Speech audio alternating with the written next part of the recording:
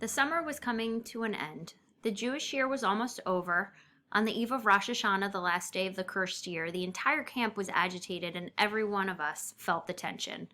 After all, this was a day unlike all others, the day of the year, the last day of the year. The word last had an odd ring to it. What if it really were the last day?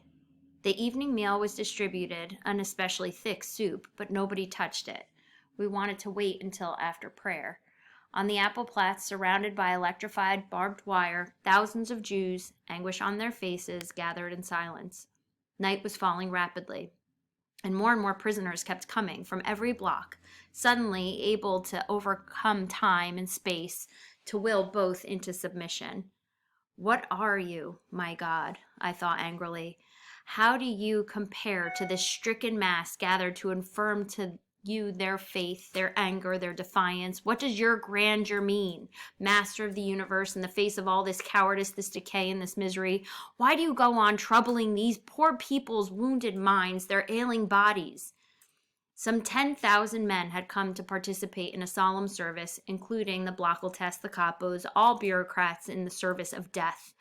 Blessed be the Almighty, the voice of the officiating inmate had just become audible.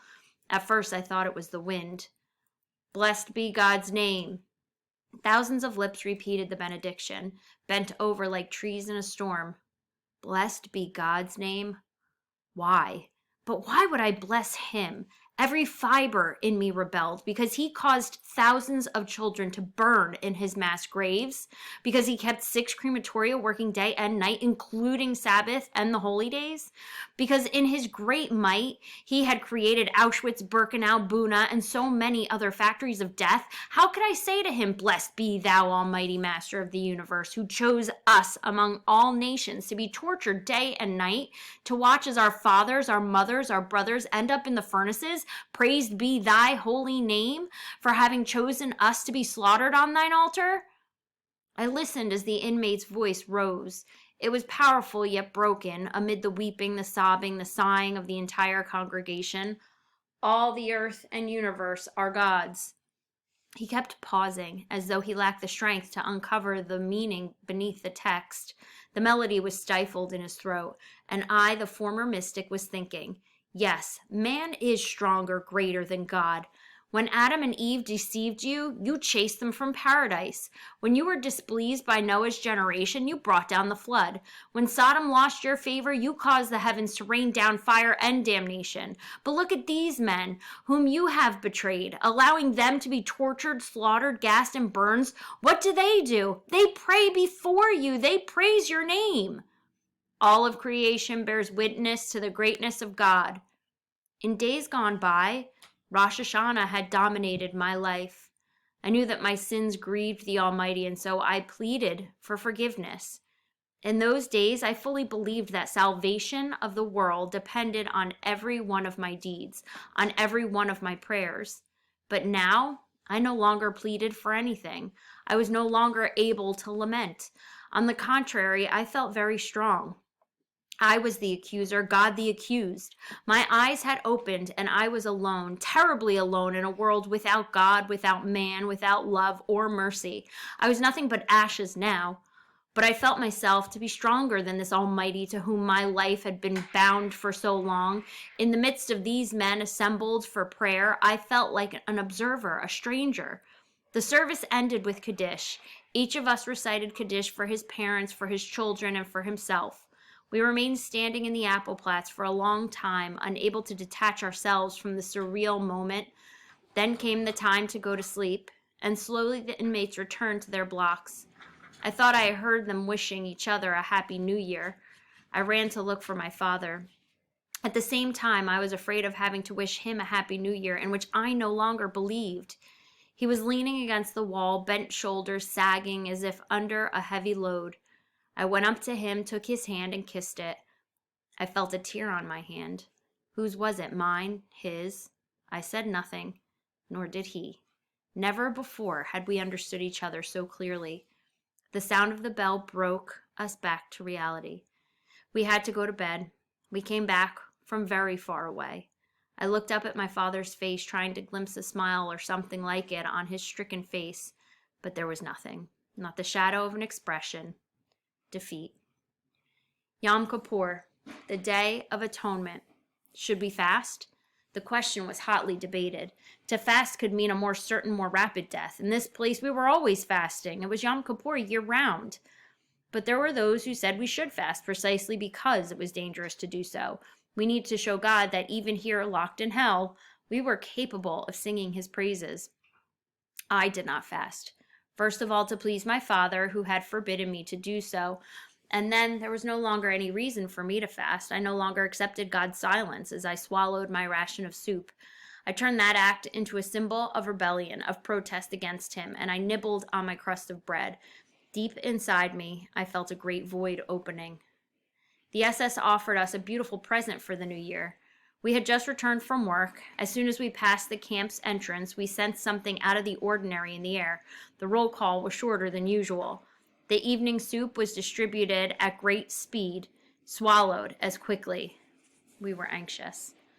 I was no longer in the same block as my father. They had transferred me to another commando, the construction one, where 12 hours a day I hauled heavy slabs of stone. The head of my block was a German Jew, small with piercing eyes. That evening he announced to us that henceforth no one was allowed to leave the block after the evening soup. A terrible word began to circulate soon thereafter. Selection. We knew what it meant. An SS would examine us whenever he found someone extremely frail. A Mussulman was what we called those inmates. He would write down his number. Good for the crematorium. After the soup, we gathered between the bunks. The veterans told us, "You're lucky to have been brought here so late. Today, this is paradise compared to what the camp was 2 years ago. Back then, Buna was a veritable hell. No water, no blankets, less soup and bread. At night, we slept almost naked, and the temperature was 30 below. We were collecting corpses by the hundreds every day. Work was very hard. Today, this is like a little paradise. The capos back then had orders to kill a certain number of prisoners every day, and every week selection, a merciless selection. Yes, you are lucky." "Enough, be quiet," I begged them. "Tell your stories tomorrow or some other day." They burst out laughing. They were not veterans for nothing. "Are you scared?" We too were scared, and at that time for good reason. The old men stayed in their corner, silent, motionless, hunted down creatures. Some were praying. 1 more hour, then we would know the verdict, death or reprieve. And my father, I first thought of him now. How would he pass selection? He had aged so much.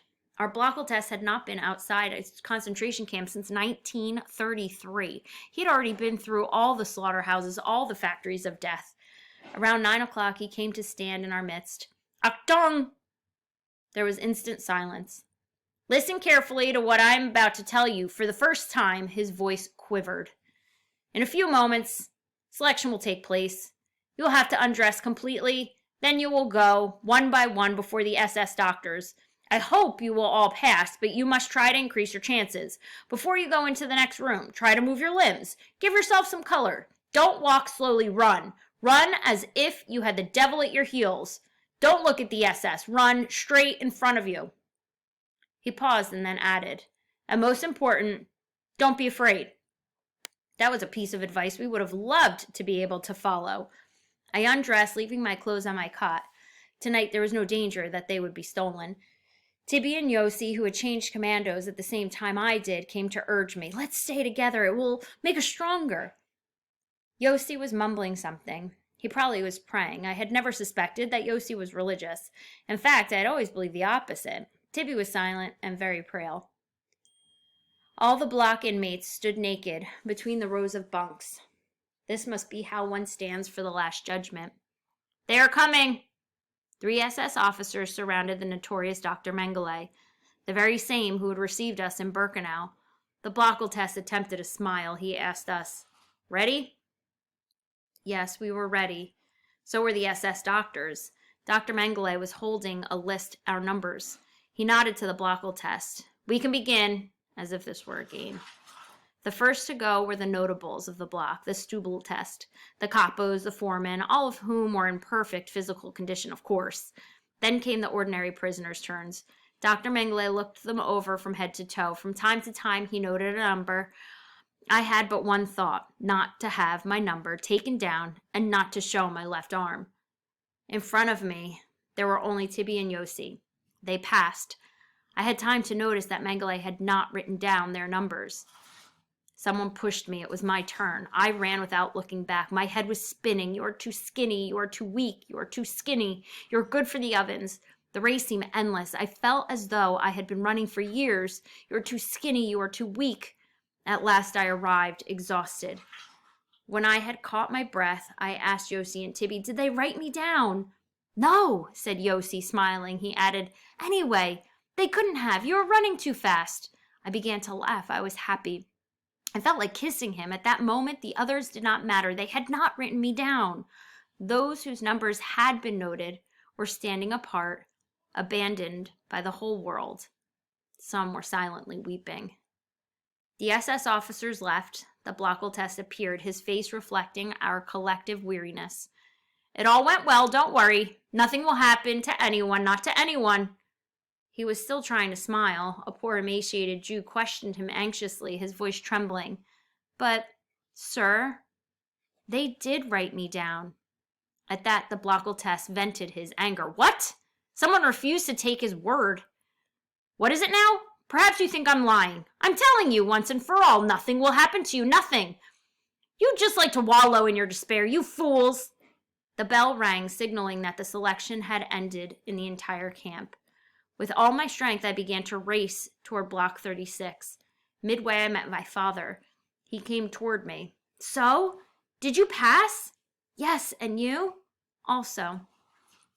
We were able to breathe again. My father had a present for me, a half ration of bread, bartered for something he had found at the depot, a piece of rubber that would be used to repair a shoe. The bell. It was already time to part, to go to bed. The bell regulated everything. It gave me orders, and I executed them blindly. I hated that bell. Whenever I happened to dream of a better world, I imagined a universe without a bell. A few days passed. We were no longer thinking about the selection. We went to work as usual and loaded the heavy stones onto the freight cars. The rations had grown smaller. That was the only change. We had risen at dawn, as we did every day. We had received our black coffee, our ration of bread. We were about to head to the work yard, as always. The Blockeltest came running. Let's have a moment of quiet. I have here a list of numbers. I shall read them to you. All those called will not go to work this morning. They will stay in the camp. Softly, he read some 10 numbers. We understood these were the numbers from the selection. Dr. Mengele had not forgotten. The Blockeltest turned to go to his room. The 10 prisoners surrounded him, clinging their clothes. Save us! You promised! We want to go to work. We want to go to the depot. We are strong enough. We are good workers. We can. We want... He tried to calm them, to reassure them about their fate, to explain to them that staying in the camp did not mean much, had no tragic significance. After all, I stay here every day. The argument was more than flimsy. He realized it, and without another word locked himself in his room. The bell had just rung. Form ranks! Now it no longer mattered that the work was hard. All that mattered was to be far from the block, far from the crucible of death, far from the center of hell. I saw my father running in my direction. Suddenly I was afraid. What is happening? He was out of breath, hardly able to open his mouth. Me too, me too. They told me too to stay in the camp. They had recorded his number without him noticing. What are we going to do? I said anxiously. But it was he who tried to reassure me. It's not certain yet. There's still a chance today. They will do another selection, a decisive one. I said nothing. He felt time running out. He was speaking rapidly. He wanted to tell me so many things. His speech became confused. His voice was choked. He knew that I had to leave in a few moments. He was going to remain alone, so alone. Here, take this knife, he said. I won't need it anymore. You may find it useful. Also, take this spoon. Don't sell it. Quickly, go ahead. Take what I'm giving you. My inheritance. All right, guys. We'll continue this tomorrow.